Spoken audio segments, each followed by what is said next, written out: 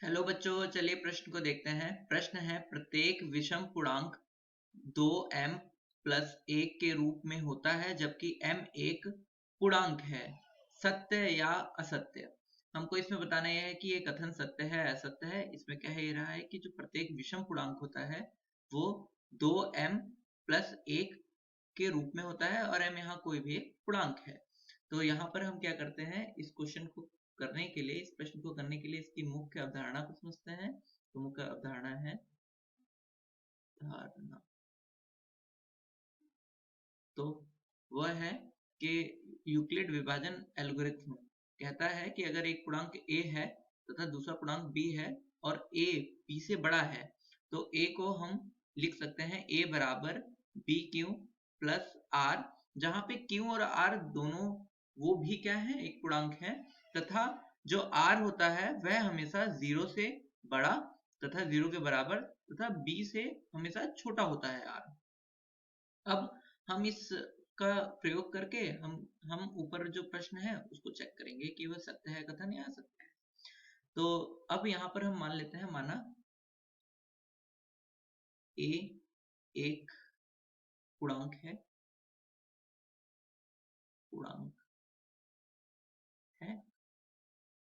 तब a बराबर हम लिख लेते हैं आप b, क्योंकि हमें 2m प्लस 1 को चेक करना है तो b की जगह पे हम 2 पुट करते हैं, तो ये 2q प्लस r।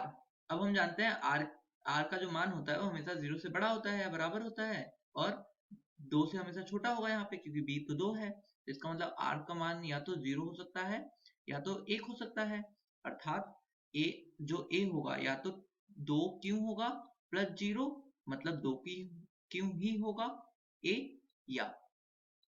या वह होगा a बराबर 2q योग 1 के। अब हम जानते हैं कि 2q जो होता है, q यहाँ पे पूर्णांक है, तो 2 की गुणा अगर किसी भी पूर्णांक में करेंगे तो संख्या हमेशा सम रहती है, ठीक है, यह सम है, तथा यह 2q तो सम है और 1 जो है वह विषम संख्या है, एक विषम संख्या है, तो सम और विषम तो दोनों का सम क्या आएगा, वह हमेशा विषम रहेगा। तो अर्थात जो कोई सा भी विषम संख्या होगा वह इसी रूप में होगा। तो अतः जो विषम संख्या होगा वो 2q प्रत्येक विषम पूर्णांक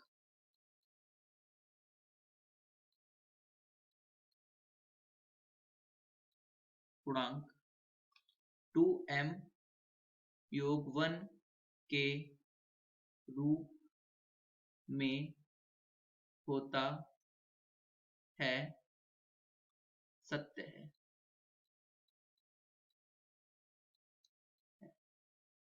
तो इस प्रश्न का उत्तर, सही उत्तर सत्य है।